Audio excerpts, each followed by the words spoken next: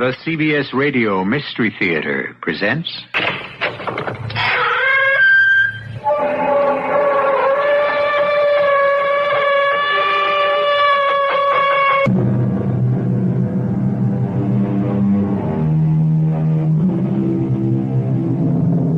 Come in. Welcome. I'm E.G. Marshall. Thus conscience does make cowards of us all. A quote, naturally, and almost as naturally from Shakespeare.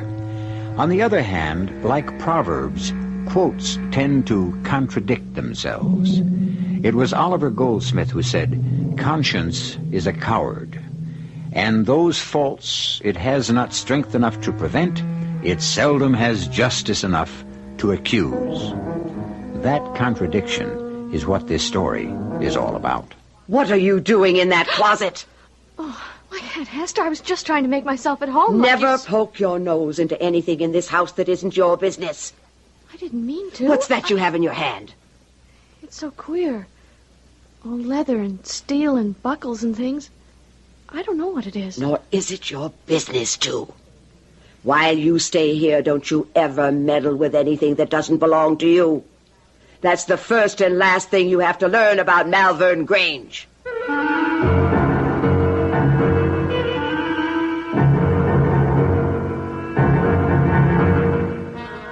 Our mystery drama, Afraid to Live, Afraid to Die, was written especially for the Mystery Theater by Ian Martin and stars Jada, Rowland and Ann Pitoniak. I'll be back shortly with Act One.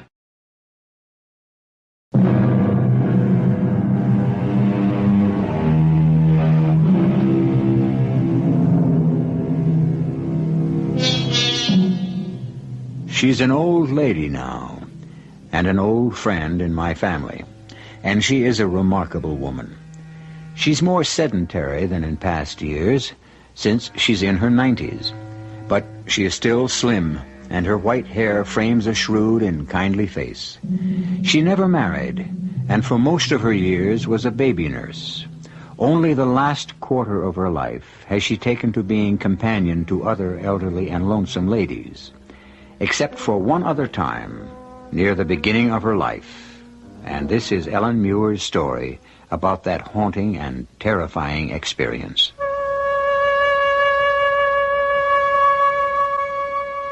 Even young as I was then, I had this strange feeling about Malvern Grange. When I first saw it, dark and shadowed at the end of the long drive, lined by the great shade trees that made an eerie black tunnel on that otherwise bright moonlit night, it was the very picture of the haunted house. And fat, wheezy old Joe Wellman driving me by trap from the railroad station didn't help me to feel much easier in my mind. Well, hello there, Missy. I reckon you'd be Hester Milgram's niece she's expecting. Yes, sir. Ellen Muir, right? That's me. I'm Joe Wellman. Pleased to meet you. Jack of all trades. Gardener, groom, handyman, and general bodyguard to all them lonesome women out to the Grange. This, all the luggage you got? Yes, sir. Oh, no, I can carry it. Oh, I bless you, little one. Ain't no weight at all, even for an old geezer like me. Now, come on. I got a horse and trap waiting to drive you off to the Grange. Yes, sir, you sure don't take after Hester. You're a right pretty little thing. What's the matter? Cat got your tongue? Oh, no, sir. I didn't say anything out of line, did I? It wasn't that. I just didn't know what to answer. Ellen, I want you to meet Jenny. She's a filly just like yourself. Hello, Jenny. Oh, what a soft nose she has. All right, there. Your bag's aboard. It's getting on to twilight, and we'd best be on the way. It's a long drive, so up you go. Did you get anything to eat on the way down the train? Oh, no, sir. Wasn't it a dining car? Oh, yes, Mr. Wellman, but I didn't have enough money. Well, right beside you on the seat, there's a bag of apples there. Hey, Jenny. I don't want to take your apples. Oh, bless you, little miss. I brought you those from the Golden Lion, where I was having a pint while waiting for the train. So just fire away. Well, that was very kind of you. And to tell you the truth, I am powerful hungry. Well, those will keep you going till you get to the Grange. Only don't fill up all the way, 'cause I know your Aunt Hester has tea and a currant cake all waiting for you time you get home. Now, what'd I say wrong? Nothing wrong. Just... Oh, that was it, wasn't it, huh? You're homesick. kind of. I've never been away from home. Not much of a one you're coming to at that. What do you mean? Well, it's a gloomy old place for a bright young lady like you, stuck off in nowheres with a bunch of old clucking hands and her.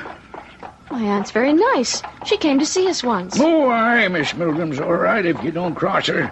Her heart may be kind enough, but a word is short and her word is law. And don't you ever forget it. You mentioned her. Who is her? Oh, well, no. That's something else again. You've only to watch her and see she's possessed by old Nick himself. She's more than half a ghost. Ghost? A ghost, yes, sir. She's near 100, you know. All wizened up and wrinkled like a witch with long, pointy nails and hands that are all skin and bone. You mean the madam? Madam Lytton? Who else? Lord knows how she's lived this long. But the good Lord also knows we all hope and pray she'll live to be 150. Our jobs depend on it. When she goes, we go. And so does Malvern Grange. But there's a grandson. Doesn't he live there? Dr. Lytton.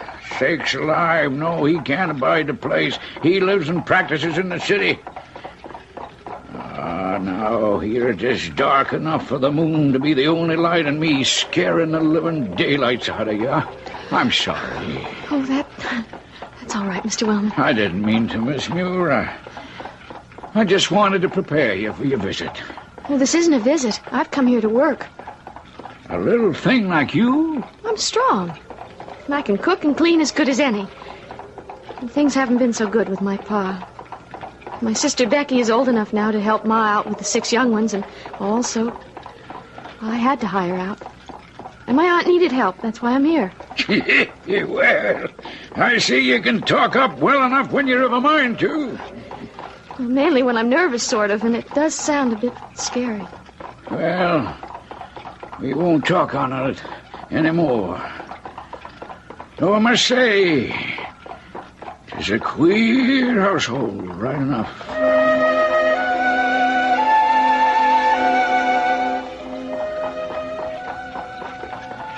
Is it much further?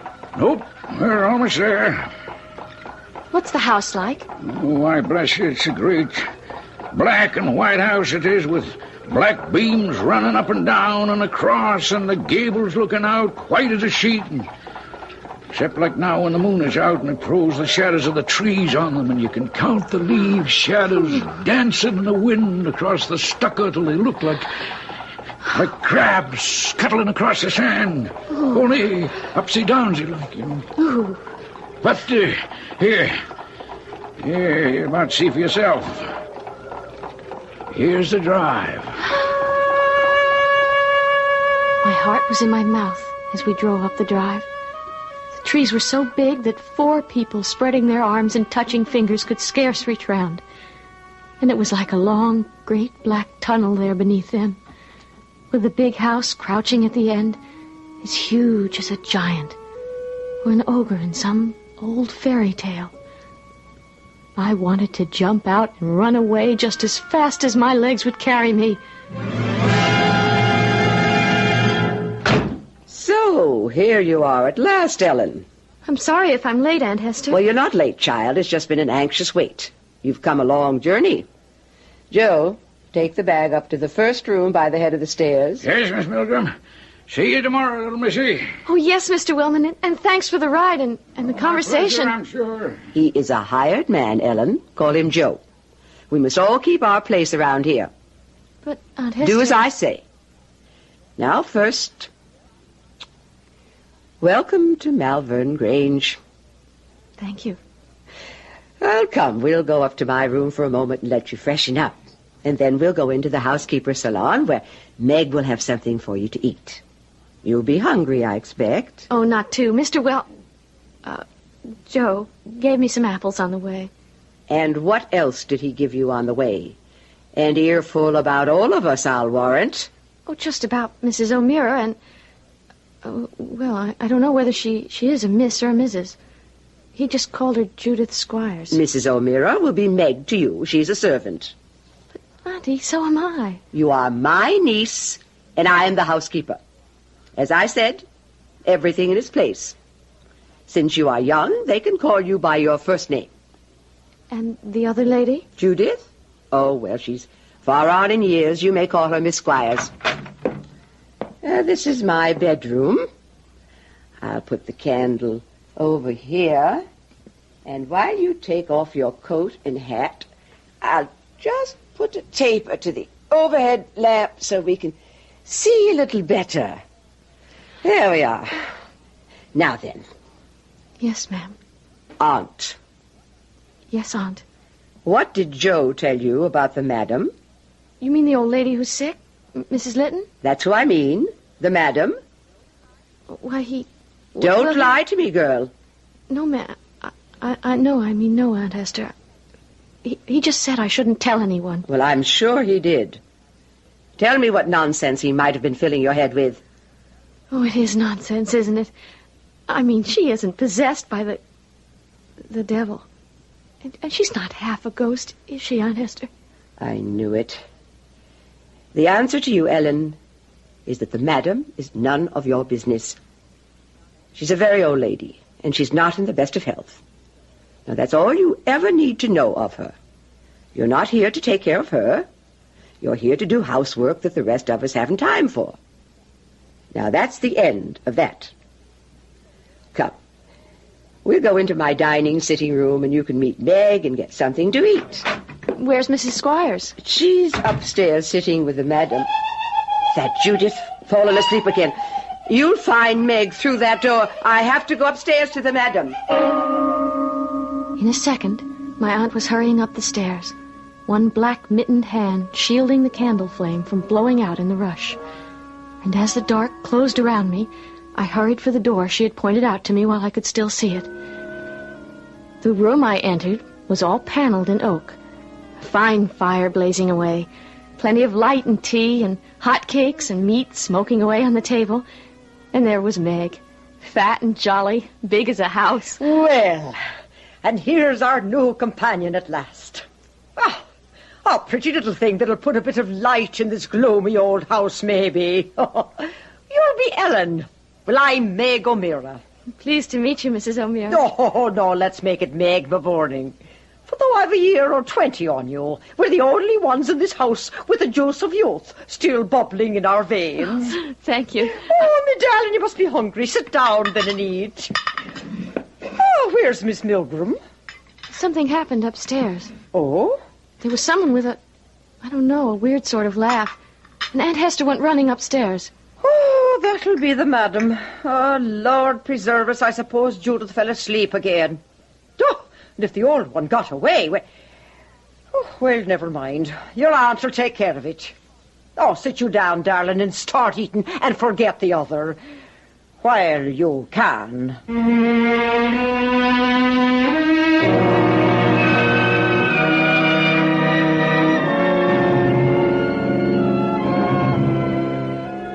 So far, certainly a haunting experience.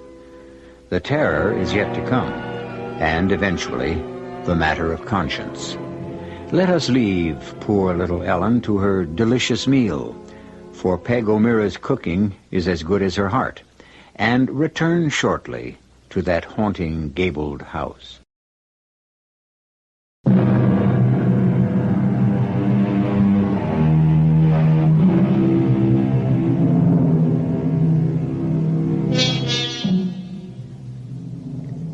It's fascinating to sit and watch Ellen Muir tell her story today, calmly and sadly, looking back over 70 years to when it happened. It is easy to understand how vividly she remembers the young girl who lived it, the Ellen Muir who sat in that haunted house, homesick and hungry, and in spite of her jolly companion Meg, still filled with an inescapable premonition of a terror yet to be faced. You'll have some more cake, Ellen, and a spot more tea. Oh, no, thank you, Meg. I'm so full I couldn't even manage another crumb. Oh. Thank you. I wonder what's keeping Aunt Hester so long. Well, I'm thinking it's Judith's getting the tongue lashing this time. She probably fell fast asleep like she's apt to do, and the old madam was up and away. But I thought she was bedridden. Well, no, she is, and she isn't. Days will go by, and she won't open the curtains on that old four-poster she sleeps in. Just stays shut up in there, except for us bringing her meals. But the other days... But the other days what? Well, the other day she's a troublesome old lady, no doubt of that. You have to be sharp watching her, or glory be to Mary, she'll be into the fire or out the window. How old is she? Oh, you wouldn't believe it. 99, her last birthday. And that 8 months gone by. Could I ask another question, Meg? Ask away, what's the harm? 'Tis not to say I'll answer. Is the old lady well in health? Well, no harm in asking that.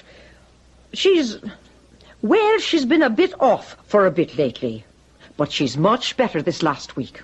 I dare say she'll last out her 100 years or more yet. Oh, wish, here comes your aunt down the hall. I couldn't tell much from my aunt's face when she came in. It was calm, and she didn't seem put out. But she drew Meg aside and started to talk with her. In the warm room with company and good food in my stomach, I felt more at home and started to look about. There were pictures on the wall, and pretty old china things in the cupboard. And there was a door open in the wainscot, and inside a closet. I saw this queer thing hanging up inside. I was just going to look at it when... What are you doing in that closet? Oh, Aunt Hester. I was just trying to make myself at home. Never poke your nose into anything in this house that isn't your business. I didn't mean to. What's that you have in your hand? It's so queer. All leather and steel and buckles and things. I don't know what it is. Nor is it your business to. While you stay here, don't you ever meddle with anything that doesn't belong to you. That's the first and last thing you have to learn about Malvern Grange. Now give it to me. Oh, Mrs. Milgram, the child meant no harm. Well, it's better that she learns to mind her P's and Q's. I don't want any repetitions of... She's my niece, Meg. I want her protected.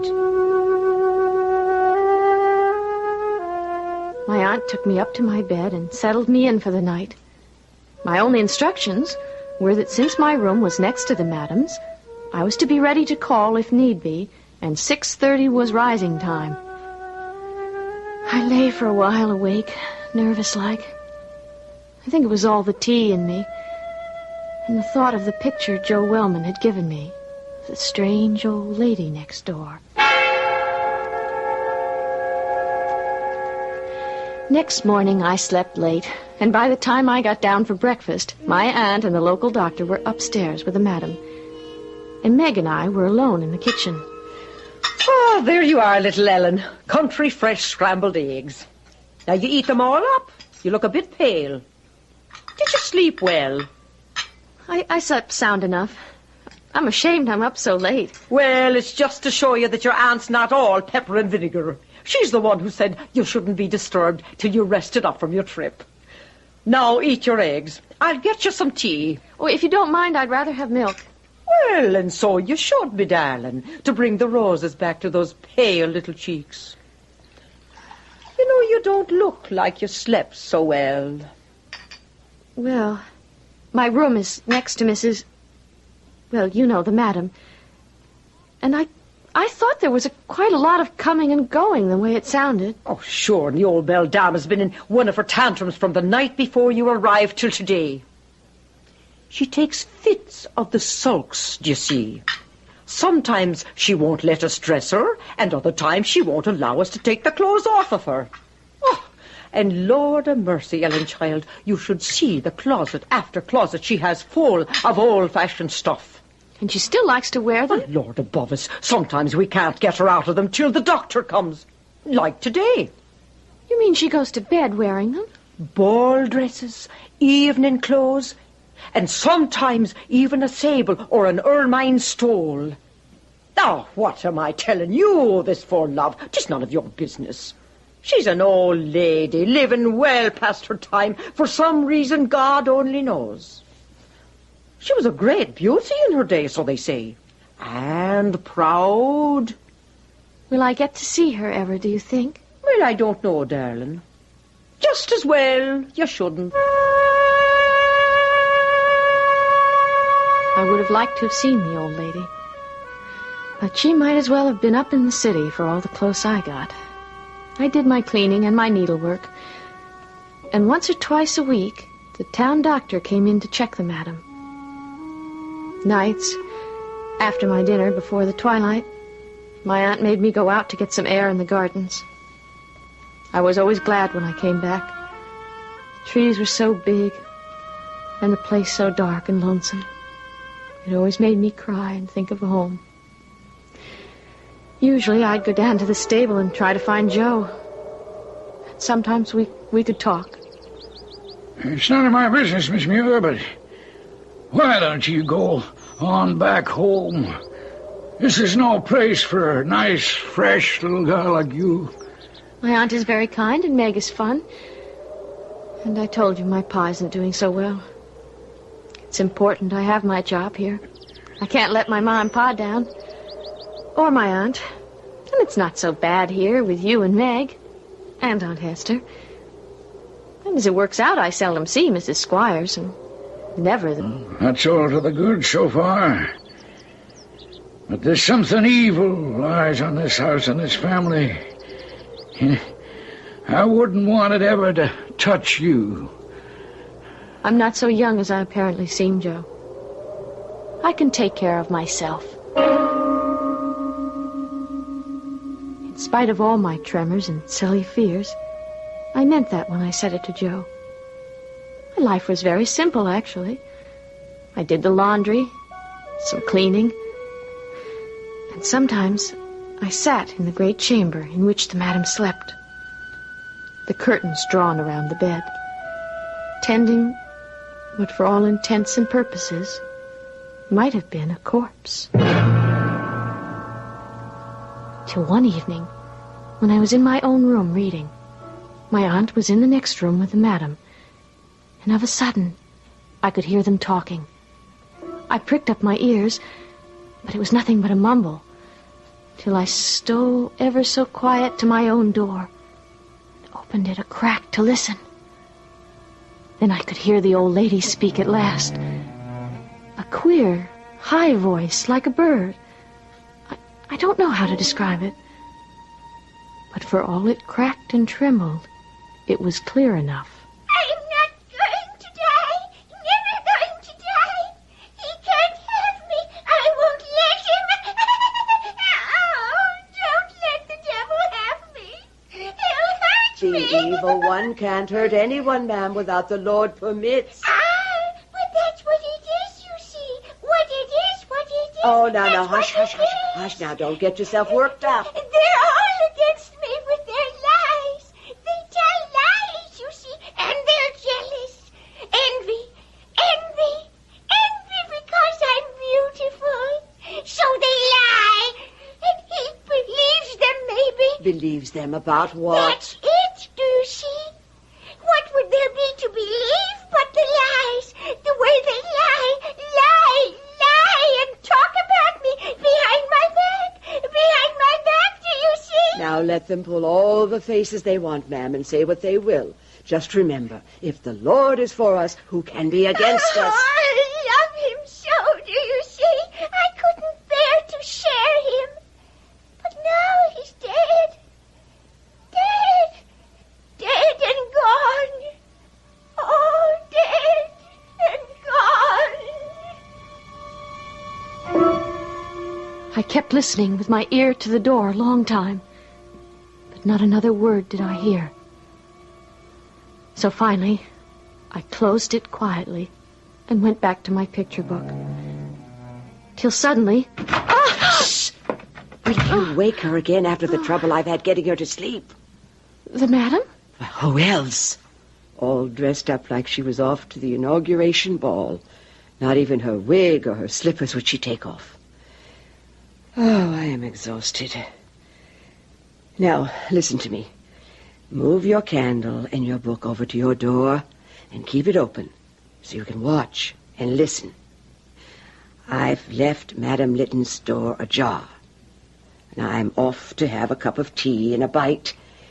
And when Judith and I come back up, you can go down and Meg will give you supper in my room. But if you hear her stir, mind, give me a call. Pull shut her door and hang on to the handle as if for dear life till I and the others come up to help.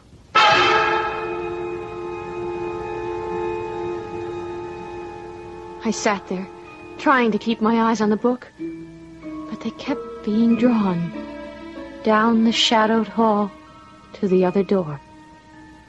I couldn't hold it back. I had to have one peep, just to see what the old lady was like. I was near blinded the moment I entered the room. I'd never been in it after dark before, and it was ablaze with 22 wax candles. I tiptoed to the bed and listened. I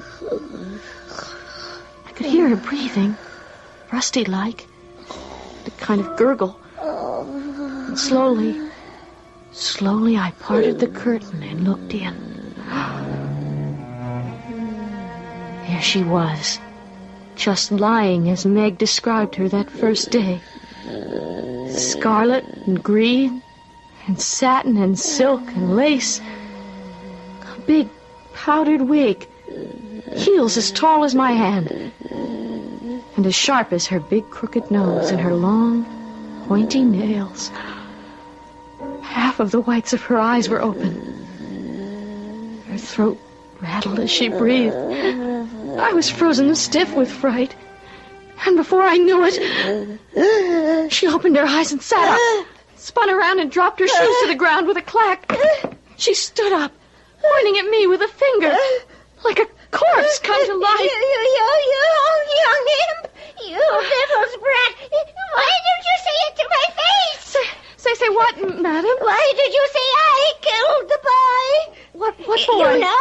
You know. Tell me or I'll shake the life out of you. I'll rake you with my nails till the blood runs. I'll spoil your beauty. No.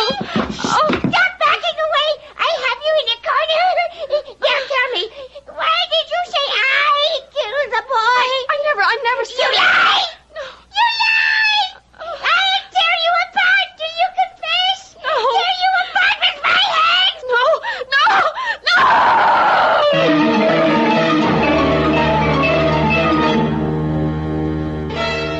So now the moment of terror has arrived.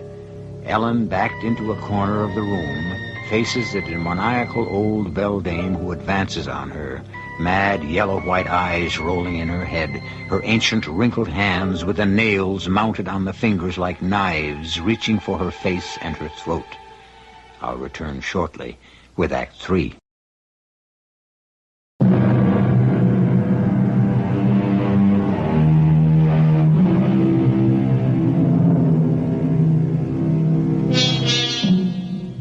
A story in 3 stages. First, haunting. Second, replete with terror. Both of these shall continue. But last, and far from least, the matter of conscience, the complex of ethical and moral principles which controls or inhibits the actions and thoughts of an individual. We begin now, certainly, with Ellen's conscience, which was bothering her quite as much as her memory of terror, now that she was safely down in the sitting room with Meg, while Mrs. Squires and her aunt were upstairs greeting the madam. Now drink your tea, Ellen. I put a wee drop of brandy in it to calm you down, dear. Oh, I'm really all right now, Meg. I just lost my head a little. It wasn't that I couldn't have handled her physically. It was just... I was so scared. Oh, sure. Sure, she's enough to scare the devil when she gets into one of her fits. I'm sorry I wasn't strong enough to fight away being curious. Well, this time curiosity didn't kill the cat. And I'm a mite curious myself for all that. About what? Would you say those words again the old lady said to you? She said, "Why do you say I killed the boy?" And did you say she killed the boy? Not I, Meg. Why would I say a thing like that? Oh, just a curious thing, love. That doesn't matter.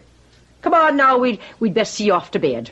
That drop of brandy will give you a nice, quiet sleep. I can see your eyes beginning to droop already.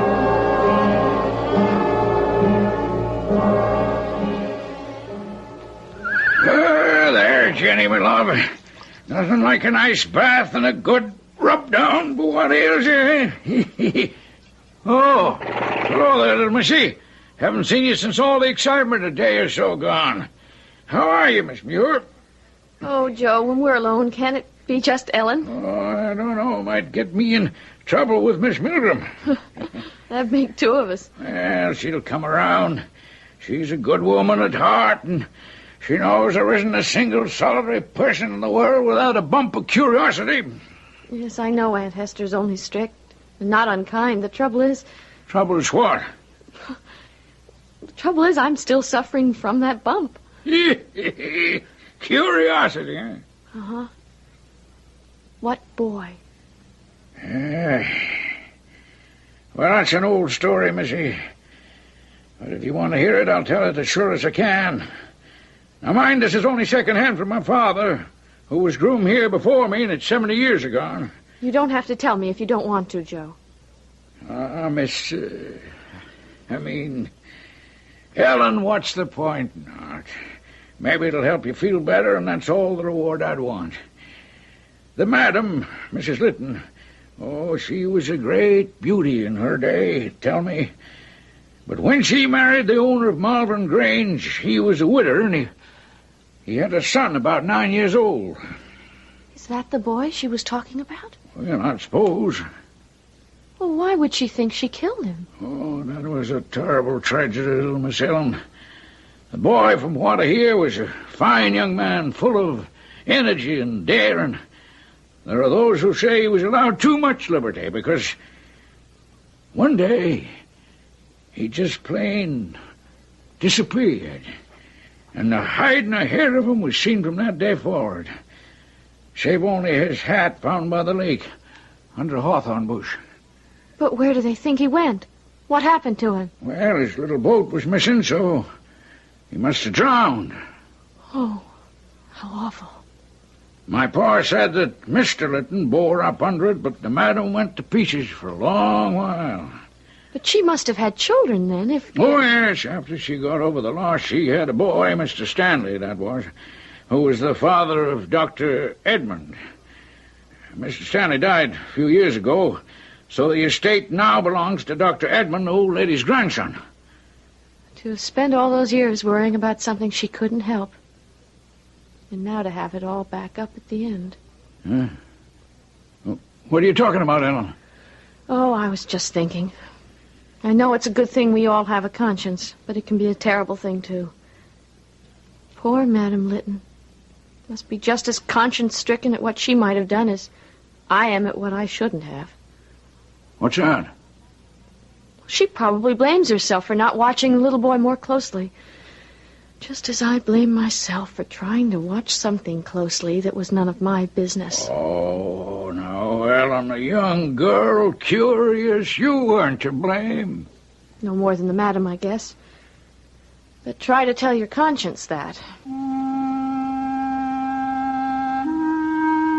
My conscience was not to be easily set at rest, as I found out only too soon. Now, Ellen, will you stop your moping? Oh, how can I? Ever since the doctor came and I found out what that contraption hanging on the door was for. Oh, bless you, child. 'Tis not the first time she's been in the strait waistcoat. She's been in it many a time when she became violent. But does she have to be shut up in it? Well, the doctor's afraid she'll take another fit of madness as she's done before.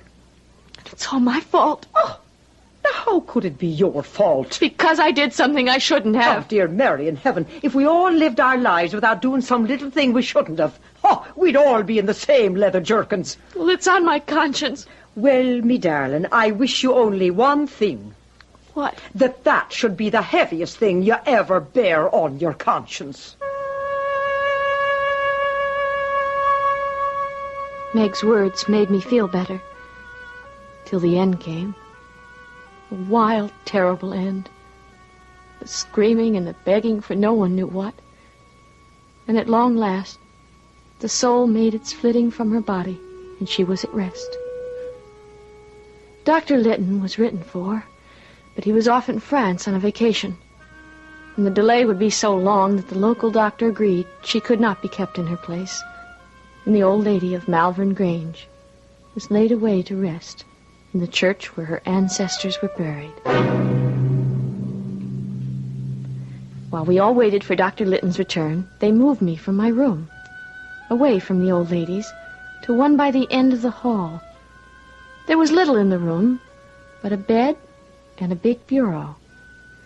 So a few things were moved in from the madam's room, which had been stripped when she was coffined. Among them, the big looking-glass she used to dress up in front of and admire herself in her finery. The night after I moved there, that's where she came from in the middle of the night, the great key in her hand, her eyes fixed on the alcove in the wall at the foot of my bed. With a blast of cold air, and I could see everything through her, the nightstand, the window frame, the pattern on the wall. Straight for the big bureau in the alcove she went, key outstretched. And as she vanished, I came alive and screamed as I've never screamed in my life.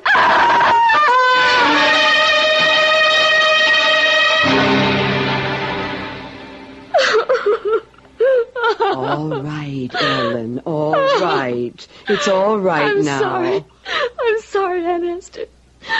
Oh, maybe it was a dream. But Now, just tell me, had the appearance that you saw a key in its hand? Yes. Was it like this one? Why, that's it. The very image. Are you sure? Sure. Well, that'll do, child. You sleep here with me tonight, and the doctor will be here by noon tomorrow. I'm sorry for what I've put you through.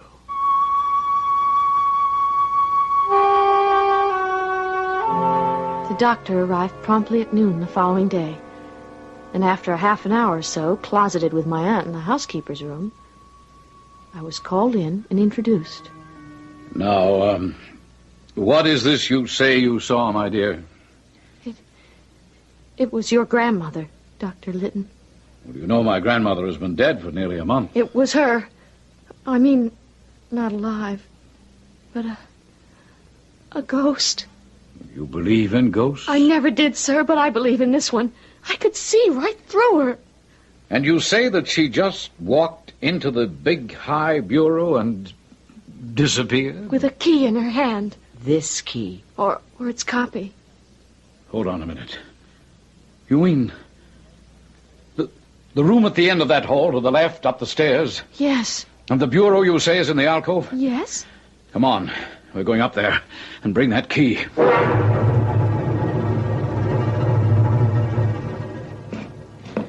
All right, now, ladies, if you'll assist me. And don't try to lift, just slide it. You ready? There. Easy. Easy. That's far enough. Now. What is it, Dr. Lytton? When I was a boy, 25 years ago, an old servant we had told me there used to be a door here. By heaven, there it is. The plate and jewels used to be kept here before the big pantry was built. Give me that key.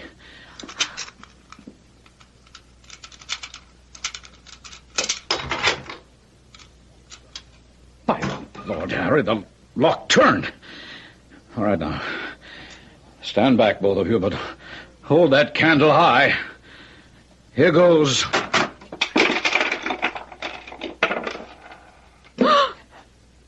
Oh, good Lord.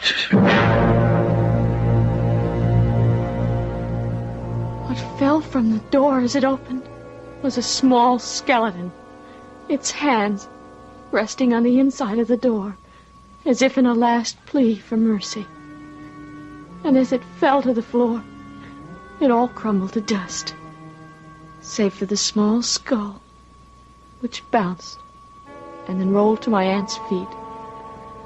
That's all that was left from what had been shut up there all those years, except some jet buttons and a small green hafted knife. The boy. He wasn't drowned. He was shut up here to die. Oh, no. My grandmother couldn't have... It's a rich family. She wanted it all for her own child. I damn myself for every minute of service I gave her. You can't be sure. When the boy disappeared, he was wearing a velvet suit with black jet buttons. You see? And his favorite possession was a green hafted knife. A knife from his father. But I And the can't. key. The key Ellen saw the ghost carry, I found at the bottom of your grandmother's chest, beneath her wigs and gloves and jewels and silks and satins, under which she tried to hide her guilt. Well, it served her little at the last. She's where she feared she'd be in the end. With the black devil in the deeps of hell, where she belongs.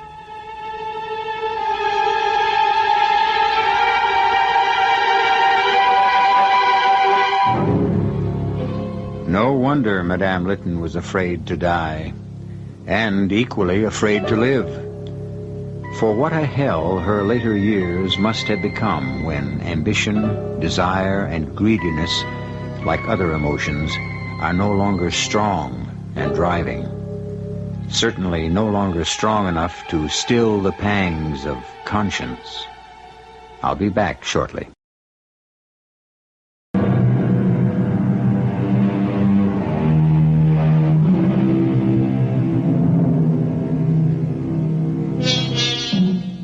I find it hard nowadays to pass any neglected object by the water's edge without having to repress a shudder. A beer can, a pair of sunglasses, a sneaker, a child's pail, or most of all, a hat. For the moment I spot the object, I don't see it, but a poor little boy shut up to die in a sealed safe, where neither his cries nor his wild thumpings on the door or his prayers, if he knew how to say them, could be heard. Our cast included Jada Rowland, Ann Pitoniak, Joan Shay, and Ian Martin. The entire production was under the direction of Himan Brown. And now, a preview of our next tale. Hello, Frank. Thanks for coming. Your lawyer will be here in half an hour or so. My lawyer? I haven't got a lawyer. Why'd you do it, Rocky?